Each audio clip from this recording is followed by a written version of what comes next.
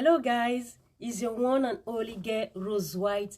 If you've not yet subscribed to my YouTube channel, what are you waiting for? Do not hesitate to click the subscribe button, like and share. This is the work I brought. The first one you went. The kidnap gang linked with the murder of late retired Army Captain Godfrey Wøřķ comprised Frank Ishe, whom the police say is the gang leader, Iwoji Reginald, who doubles as the second in command and driver of the gang, and Gumba Okparaji. Ironically, Okparaji, a very active member of the gang, is also a close acquaintance of the late Army Captain. He, Okparaji, provided the kidnap gang the information that led them to kidnap late Wøřķ, who then was a chief security officer hired to protect pipelines of a petrochemical company in Agbonichaya in Əñëmý local government area of Rivers State. Captain Wøřķ was on that job for over 10 years before he went missing in September 2021. The man Captain Wøřķ and he has been my boss. If we can get him, the company will pay us some ransom. At least let's just settle ourselves and leave that bunkering work. It wasn't intentional that led to his death. I gave the information to Mr. Frank.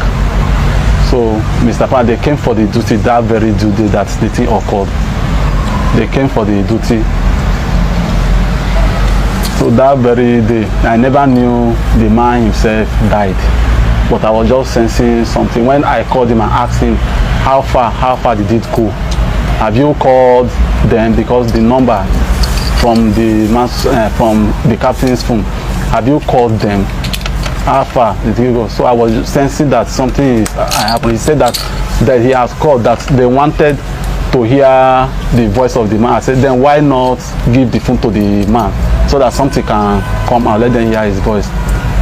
That was when he told me that the man is late. One day Ugomba call me on phone that he want to introduce a business to me, which I drive down to Əñëmý to meet him. We discussed. He told me that he have somebody that we are to kidnap. That the man is working in Indroma. He's a big man in Indroma. That if we can go the man, that he is not the one to pay, that is the company will pay us a sum of 150 million. So which after discussing with him that very day, I left.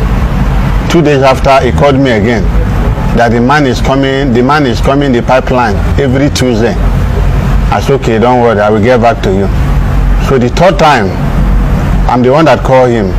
I asked him where in there. He told me where he was. I went there to meet him. So when we get there, Naina told us that tomorrow, I went there on Monday. He told us that tomorrow is Tuesday, that the man normally come there by 9 o'clock in the morning. I said, okay, if we go there, how can we know when the man is coming? He said that one is not the problem, that he will call us when the man is coming. Which we went there. He told us a particular place where there is free, when there is the road is not good enough, that this is where we are to stay. That as soon as the man is driving with his driver, he will not call us. That any motor we see that is coming, Toyota Hilux, painted with black color, that we know that is a man. Which we went there 7 o'clock in the morning. We waited at 8 o'clock. We waited there till after 8 to 9. That is why he called us, that the man is coming with the driver. Say, whether are we ready? We told him that we are ready. So we position ourselves. We were 3 number. It was not included because he's the one that outside that is controlling the car. High, and this man being the one we call Blackie. So as soon as the driver reached the spot, he stopped and we come down from the bush. I come out from this side. Why this very man come out by the left hand side? The driver did not argue anything. The driver just stopped the motor and come down from the motor. The driver was asking us that, what is the problem? We told him that we didn't come for him, that let him run. The driver ran away. He left the motor and ran away. The man quietly come out, was asking us that, what's the problem? We said, we tell you our mission of carrying you when we get to where we are going. All we just need from me is for you to enter the motorcycle with us. So the man entered the motorcycle. This is the one who drove the motorcycle. I was behind the man, while the other one called Blackie was in the front of the bike. We were going along the pipeline. So it was when the man, we have gone far, like 15 minutes drive, because the pipeline is very long. So we saw some hunters with their Okada. They were on the road. So when they saw us coming, because the man was waving now, so those hunters tried to stop us. They did not stop us. They had to follow us at the back, and I tell him to stop the motorcycle, and I shot one bullet up. Those hunters and I turned back. We were going with the man. The man was bleeding, the blood was pouring on like water.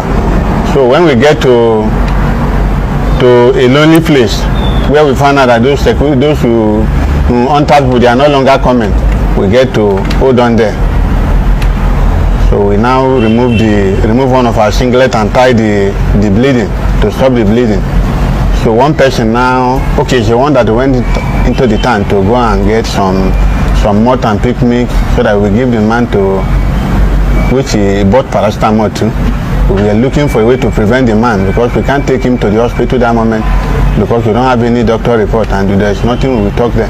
So we bought milk and malt, we mixed it together and give to the man. The man was not comfortable, was rolling that he was telling us that he don't have any strength at all. That we should give him water. We cannot provide water, we only give him the malt and pick me to drink. We still tie the wound, waiting till night to cover well. So along the line now the man started shivering, started doing as if he want to vomit. I don't know that the man is dying. So at the end of the day now the man this guy was carrying him and just died on his body. That is when we now find out that the man is dead. So okay, we don't have any option. We cannot leave the man there now. We have to carry him. We have to carry him from the company to remove him from the company. We carry him on Okada. Even people are passing us, they don't know that the man is a dead man because he was on the middle. I was on the behind. While this one is driving the bike, our fourth man was the one on the front of the motorcycle. So the motorcycle was carrying 4 people. We get to cross the express and look for somewhere to dump him. The following day, we get to call the family. We trace a number from the phone. It happened that it's one of the sons. He was pleading with us that we need to hear from his father. I said, the place your father is, there is no network. It's okay that you need a video call, a video record to enable him to know because hunter people told him that we shot the father. As actually we shot your father, but your father is alive. He said he want to hear from his father. So that is how the thing happened. They did not pay us 1 naira. Each time we demand for the money, they told us that they want to, the money is not the problem, that the company had made provision for the money, but since they cannot hear from their father, that is the order given to the company. So that is what happened. My only one is just to help him drive the bike.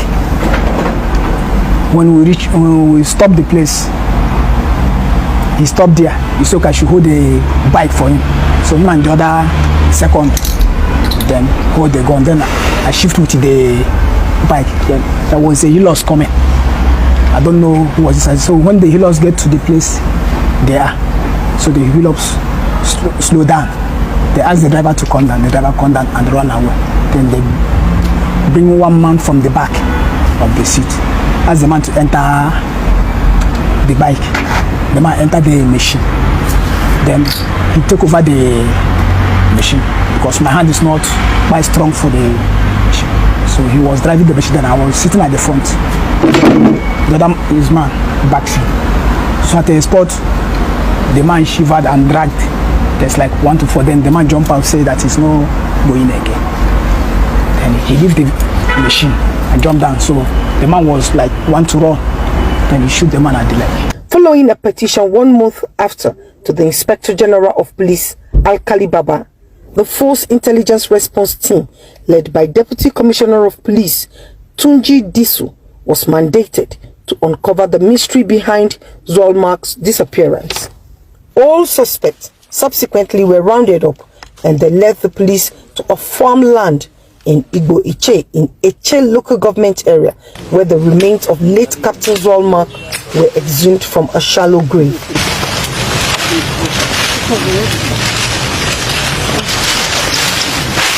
If you get involved in crime, kidnapping, one day you can enjoy your money for some days, one day you will be arrested. It will take time, but eventually you'll be arrested. And all the thing you made will be wasted. I also want to tell the public that if you have a family member who is kidnapped, it's better you let the police know in time. If they have told us in time, maybe we'll have been able to do something better than this. Son of the deceased, Nanbo Wøřķ says the family wants justice. I should have been happy somehow, you know, that after 1 month and over 3 weeks, about 3 weeks, we are finally come to a close on this case. And even though it didn't turn out the way we expected as a family, but I am still thankful that it has closed. The police officer that was, you know, I don't want to use the wrong word, you know, that was in communication with, is a hero to me. You know, I feel I owe him, me and my family, we owe him a lot, because the level of professionalism is more than excellent. While the remains of late retired Captain Godfrey Zolmark has been taken for autopsy, the police say the perpetrators will be made to face the full wrath of the law.